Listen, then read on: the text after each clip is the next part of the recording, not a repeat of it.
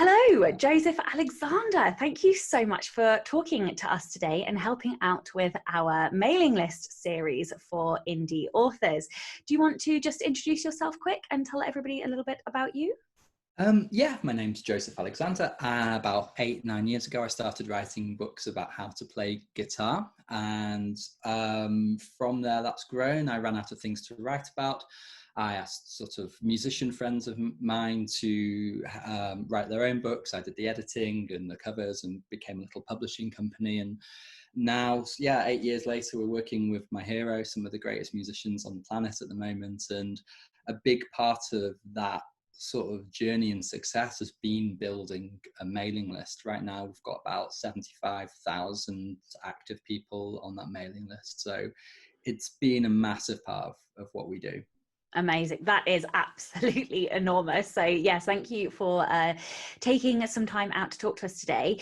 Let's look at then the setup of your mailing list. What considerations did you have when setting up your mailing list originally? What did you take into account? What did you think about?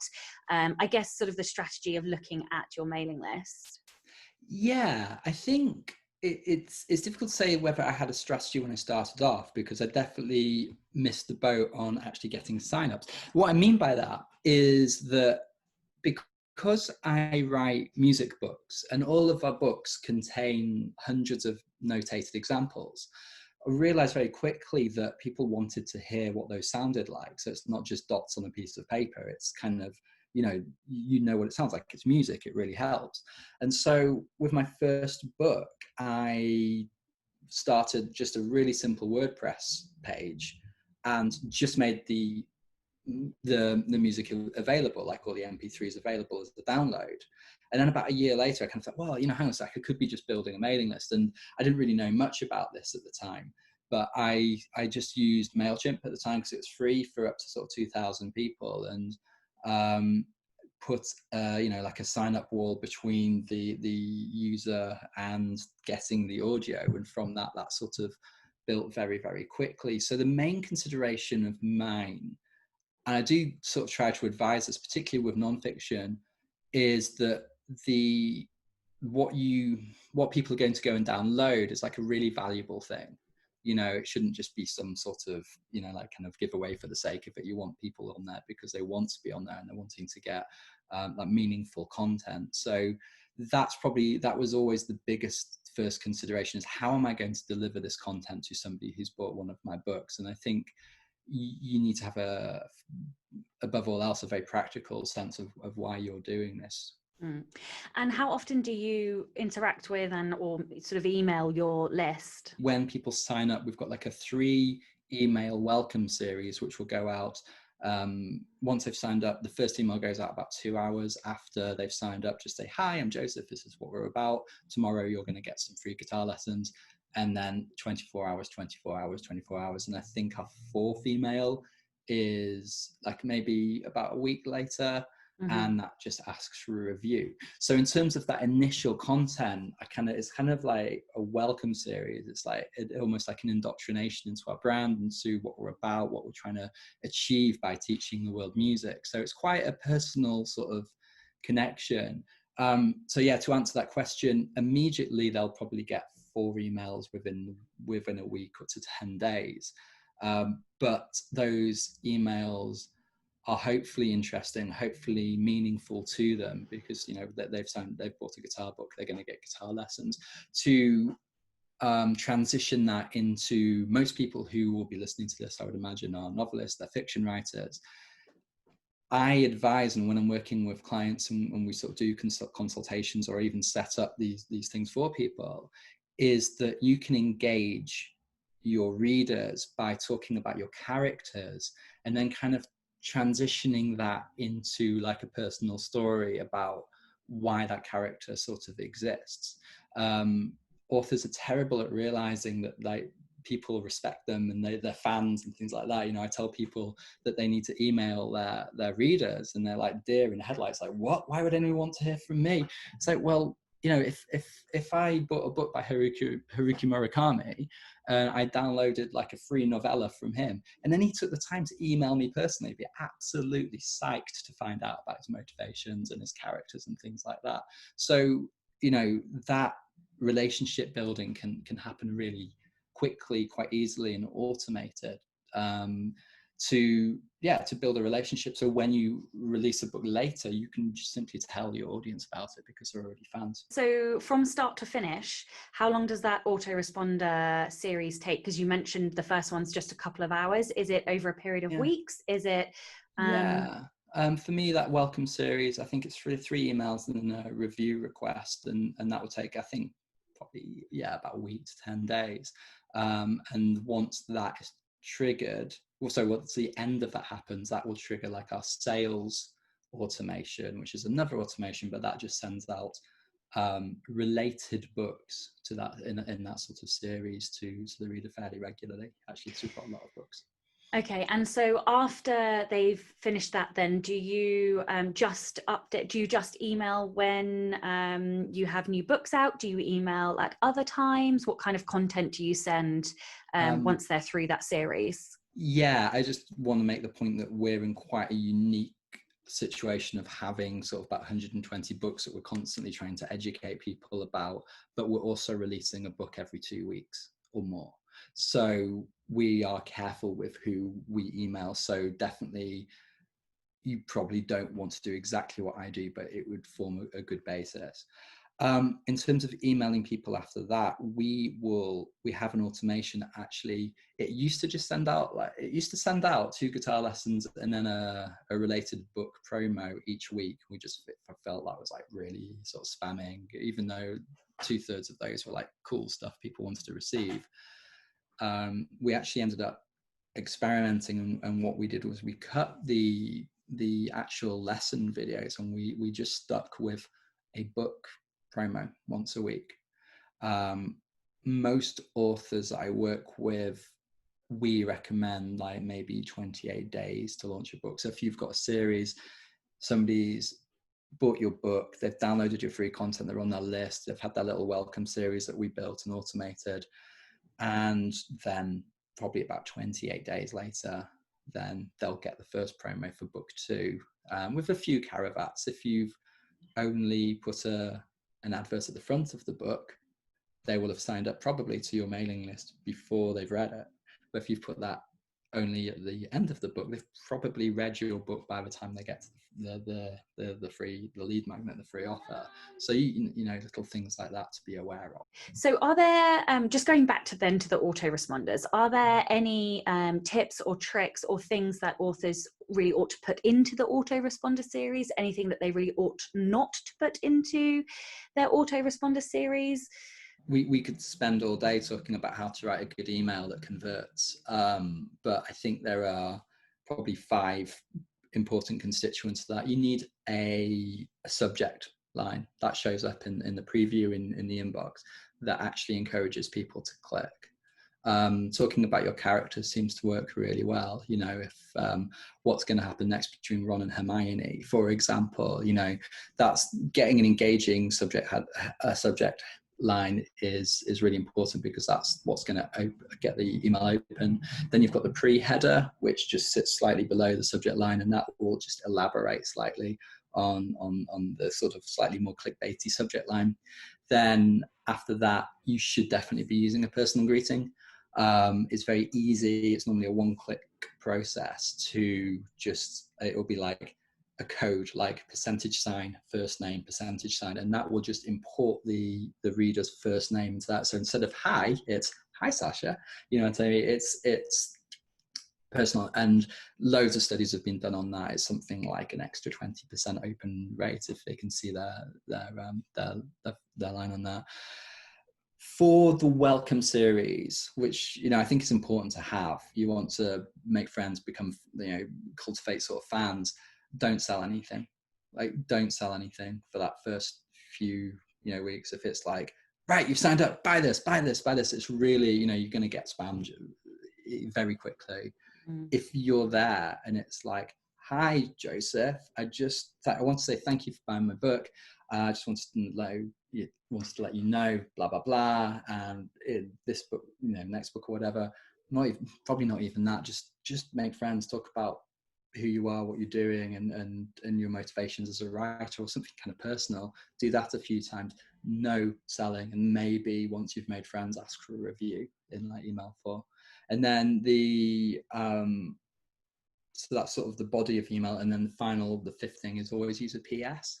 It's a great kind of call to action that can summarize the whole email in really a sentence or two. PS, reviews really help me. So if you've got 30 seconds, just click here to that, because you'll see people will just scan a whole email, and if there's a PS at the bottom, it's eye-catching, it'll summarize the content. We'll go, oh yeah, I can leave a review. And so that's sort of how I would teach people to structure. It's a very brief overview, of course, but that's kind of the 5 main components. Absolutely. And I'm just, only because I've just seen the word come up on my screen, the only other thing I would add to that is whitelisting, asking people to whitelist your email address. And that basically means adding you to like their VIP or their contacts, just to make sure that you don't end up in spam. Yes, that's a really good thing to do. But actually, which reminds me to follow on to that, if you ask your readers a question or get them to respond, and the internet gods who decide on deliverability, if you can see there's like a real like two-way conversation, like what do you think should happen next to Harry, like, and you get those reply people, that's noticed, that engagement is noticed, and that really increases deliverability. And in fact, actually, yes, ask for the whitelist, but just simply getting a reply can really help with that as well. Okay, so let's move on to building your mailing list. What advice or tips or tricks do you have? Obviously, your mailing list is enormous. So yeah, how can members build their mailing lists? Well, I think the easiest way to do it is with a lead magnet, like a novella, or like character case studies, or for non-fiction books, it can be almost anything that's related to the content of your book, but make it a valuable download. And if it can be integral to the book as well, for example, I'm very lucky because it's easy to give the audio examples, but it really helps the author. There's a lot of value there. That helps a lot too. So that's going to simply be a one-page advert, probably at the end of your book and the beginning too, where people can click on a link, or go to a web page, download your content by entering their email address, and then that email address gets sent to your mailing list. For delivering, people use it's BookFunnel, isn't it? It's blanking out there, but BookFunnel, or you can deliver it from your own website like we do. So that's the best way to build your list of people who actually want to read your books. People are going to sort of course, anybody's going to sign up for a list if you're like giving them free money or something like that. But you actually want people who are readers of your book and have taken the time to download like a novella, a prequel, something like that. Once they're on your list, I think it's very important to be organized about it. Because we have 120 odd books, anybody who signs up it picks the book from a drop-down list, and that puts them into a different list on our mail things, on our email service provider. We use ActiveCampaign for this, so we know which book people have bought, and then when they've bought it, they're tagged by genre. So they could be blues, rock, jazz, and that helps us not send death metal books to jazz players. Most writers will have a much simpler time with that, because if they're starting out and they've got one series, everybody's just going to be added to the list for that series. If you've got 2 series, have 2 separate download pages, add them to a different list or a different segment, so you know what you're saying to people. You know what I mean? If you've written a light series and a dark series, you don't want to send light series emails to the dark series people. So having that kind of organization is quite important. But saying that sounds daunting, but for most authors that's very, very simple, because I'll be writing in just 1 or 2 series.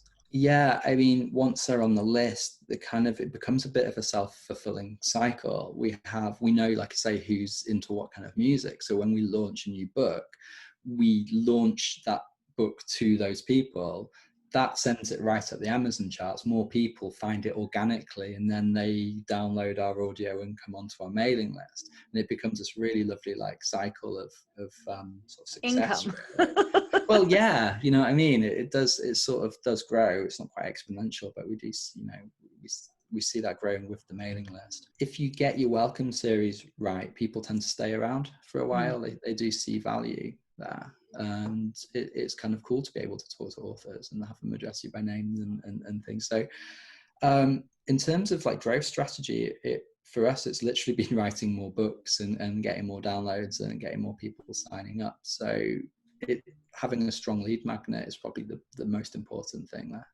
Amazing. I could say as well, if you're writing in a series, the strategy really is to advertise the first book in that series with your lead magnet very, very hard in, you know, Amazon adverts, Facebook, you know, all the normal sort of stuff that people do, because you really want to engage people in book one. And actually, if you can focus on book one and then use email to take care of book 2, 3, 4, etc., you'll save a fortune.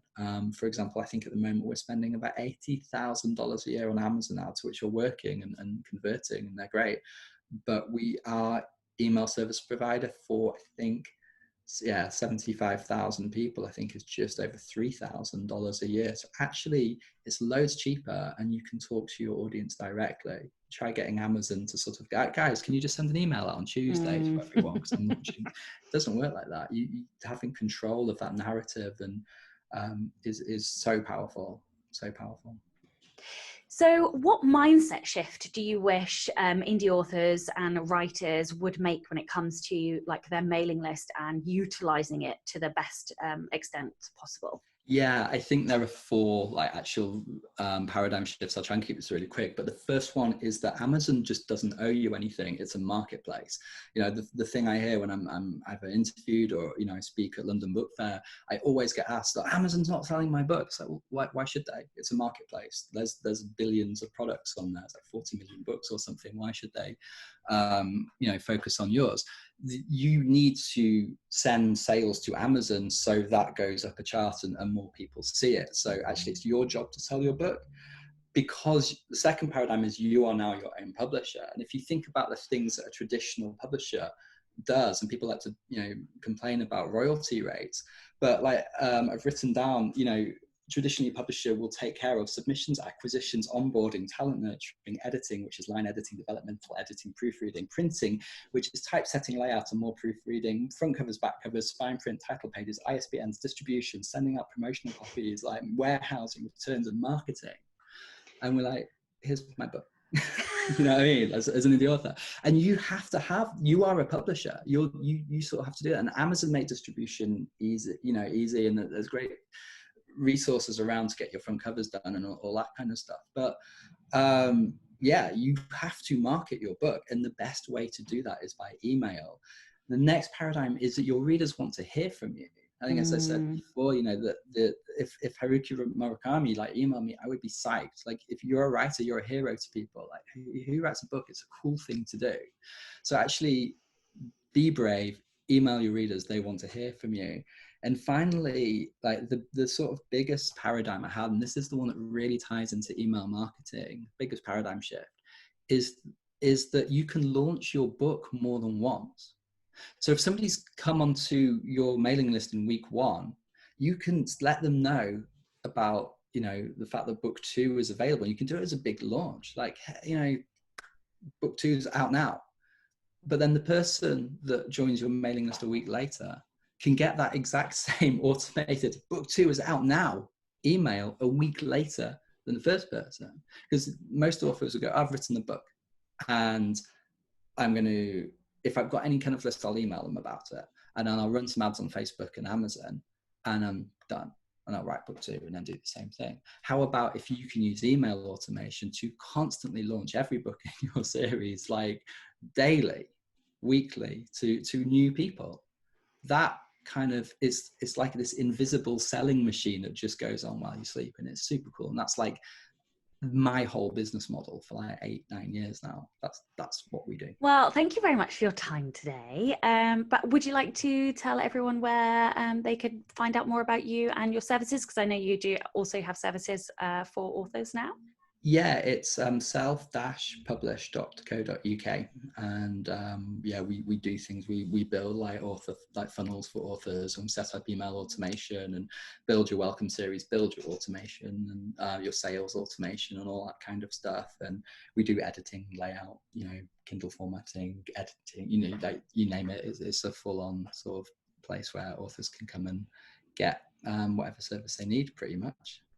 Amazing. Thank you very much for your time today.